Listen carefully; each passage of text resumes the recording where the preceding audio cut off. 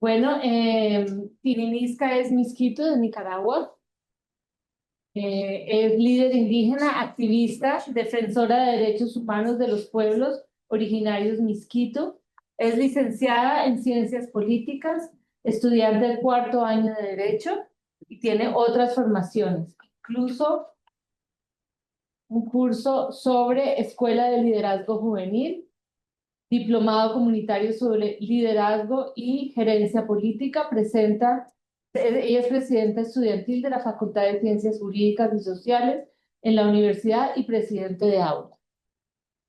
Ha participado activamente en marchas y protestas en la universidad, activista de temas de mujeres, juventud y para defensa de los territorios y pueblos indígenas. Ha brindado testimonio en las sesiones de la CIDH, que es la Comisión Interamericana de Derechos Humanos, sobre privación arbitraria de libertad por motivos políticos y sobre pueblos indígenas de la costa del Caribe Norte y violaciones al derecho a la libertad religiosa. Participó 2 años consecutivos en denunciando las violaciones a los derechos humanos de los pueblos indígenas en Nicaragua, en el Foro Permanente de la Organización de las Naciones Unidas sobre las cuestiones indígenas. Bienvenida y muchas gracias. Al Sutratita Niamni, buenos días a todos y a todas. Para mí es muy difícil hablar del tema de los pueblos indígenas Miskito. Creo que entre el pueblo indígena Miskito y Mayana hemos puesto muchos muertos y no desde ahora. Ha pasado muchas situaciones que mis abuelos, mis padres me han contado y hoy yo lo estoy viviendo en carne propia. Mi padre actualmente está preso en Nicaragua. Ya van 1 año y 8 meses. Eh, y es muy difícil salir al exilio forzado de Nicaragua por el simple hecho de pensar diferente al gobierno. Y el problema de los pueblos indígenas no viene desde ahorita. El problema de los pueblos indígenas viene desde la época en que hablan de una reincorporación de la mosquitia cuando no hay ninguna reincorporación. Porque el pueblo indígena en Nicaragua existió antes que el Estado de Nicaragua. Entonces, siempre los que están en el poder cuentan sus historias desde la perspectiva de la mayoría y no desde la perspectiva de los pueblos indígenas. Nuestras comunidades viven de la pesca, de la agricultura, de la ganadería, pero una ganadería que se respeta el medio ambiente. Y lo que actualmente vivimos en los pueblos indígenas en Nicaragua es una colonización interna. Antes fue una colonización externa cuando entraron los británicos, porque la parte donde nosotros somos, los colonizadores fueron los británicos, no los españoles como tal. Pero ahora vivimos una colonización interna más agresiva que antes. La situación en Nicaragua en temas de derechos humanos no hay, no se respeta. Hay leyes, tanto nacionales como internacionales, que hablan sobre la protección de los pueblos indígenas. Pero estas leyes no se respetan dentro de Nicaragua. Mi padre ni siquiera hoy en día puede tener una defensa dentro de Nicaragua. Y nuestras denuncias no han sido desde ahora. Tenemos un caso emblemático que es el caso de Aguastini. Gracias a eso surge la ley 445 que habla de los territorios. Creo que una de las denuncias constantes de nosotros es la invasión de colonos, de terceros que están despojando de nuestros territorios y estos territorios se están quedando sin terreno, donde cultivar, donde ir porque nuestra agricultura es autosostenible nada más para el consumo propio, no es para exportación, no es. Entonces, hay una, desde el gobierno hay como un incentivo a entrar en nuestros territorios, a ocuparlos, porque para ellos están desocupados. No es que están desocupados, es que cada territorio tiene dónde viven y dónde se cultiva, dónde movilizarse para después regresar.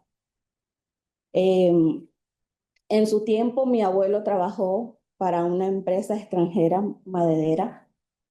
Eh, Mi abuelo nos contaba, mi abuela nos contaba que en temas de salud y de educación, el Estado nunca fue de su interés los pueblos indígenas. Entonces, mi abuela fue educada por la Iglesia Católica, o sea, a ese nivel.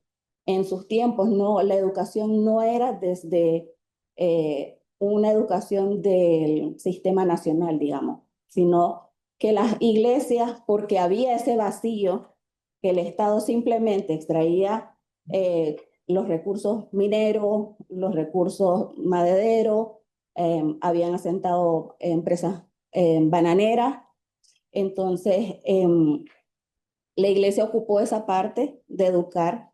Mi abuela con costo supo leer, eh, pero algunas personas hasta el día de hoy no saben leer, porque en ese tiempo no se daba ese tipo de educación. Ahora tenemos dos universidades, pero estas dos universidades ahorita están dominadas por el gobierno, están en el lineamiento del gobierno. La educación de estas universidades están dirigidas desde el lineamiento del gobierno, no desde el lineamiento de los pueblos indígenas y afrodescendientes de la costa Caribe. Entonces, la Iglesia Morava está dividida y esta división viene desde el seno del gobierno para mantenernos divididos a los pueblos indígenas y afrodescendientes, eh, porque para ellos es un problema la Iglesia, es un problema las personas que defienden los territorios, es un problema que las personas eh, no, no, no acepten sus ideologías. Nos están tratando de imponer que miremos como un Estado unitario, pero nosotros los que sabemos nuestra historia, porque la historia de la costa Caribe ellos no lo cuentan y en las aulas de clase tampoco te lo muestran. Y si te lo muestran como algo más cultural, pero no te hablan de tu sistema, no te hablan de conocimientos ancestrales. Entonces, los conocimientos vienen de generación en generación por la vía de la oralidad, porque lo que mi madre, mi abuela, mis antepasados me han enseñado, eso es lo que yo voy a enseñar en algún momento a mis hijos. La educación, en la educación, por ley, sí hay que la educación debe ser en tu lengua materna, pero no se cumple. Tratan de imponerte el español, como dijo la exponente anterior, y solamente darte como una clase tu idioma materno, tu lengua materna. Entonces, eh, por todos lados, si vas viendo, el sistema te está como orillando a que vayas perdiendo poco a poco tus vivencias, tu cosmovisión como pueblos indígenas. Y todo esto a consecuencia de los recursos que se encuentran todavía dentro de los territorios. Eh, la minería está acabando con los recursos. Esa es una situación muy preocupante para mí, que han entrado en territorios ya demarcados y titulados por el mismo gobierno. Y ahorita están empezando con una reforma a la ley 28, que posiblemente nadie sabe qué van a hacer con esa reforma. Y es una preocupación porque todos los derechos o normativas nacionales que hemos alcanzado, vamos como a 30 años, 40 años atrasados de nuevo en las normativas, aunque no se cumplan, pero son normativas que te protegen, por lo menos para ir a nivel internacional y decir, bueno, estas son las leyes que nos protegen, pero estamos desprotegidos. Ni siquiera en un punto no vamos a llegar a decir, estas leyes existen y nos protegen. El gobierno cambia hoy una ley, mañana cambia otro. Nadie sabe al final qué es lo que quieren, qué es lo que perciben.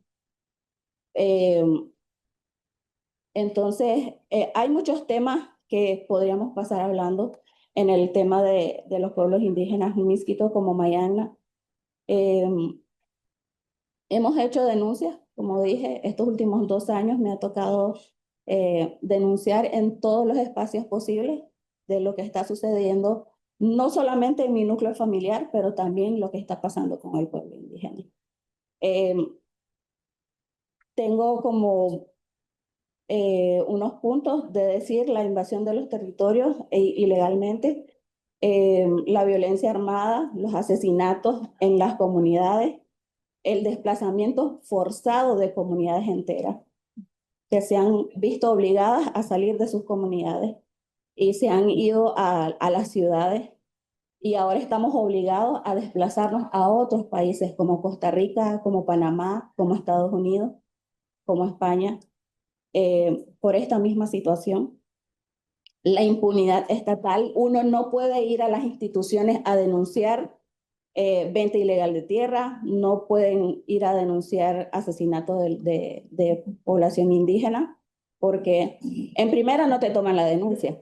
En segunda, ni siquiera hay espacios donde ir a denunciar, ni en donde hablar. La falta de la consulta previa, libre e informada en las comunidades, porque hay autoridades paralelas ahora que son impuestas por el gobierno y trabajan para el gobierno. Ya no son autoridades naturales, hay autoridades naturales, pero esas no es visto bien por el gobierno. Entonces, lo que hace el gobierno es imponer autoridades dentro de las comunidades y estos son los que trabajan para el gobierno. Creo que hice como una introducción, tal vez los otros panelistas amplían más los temas.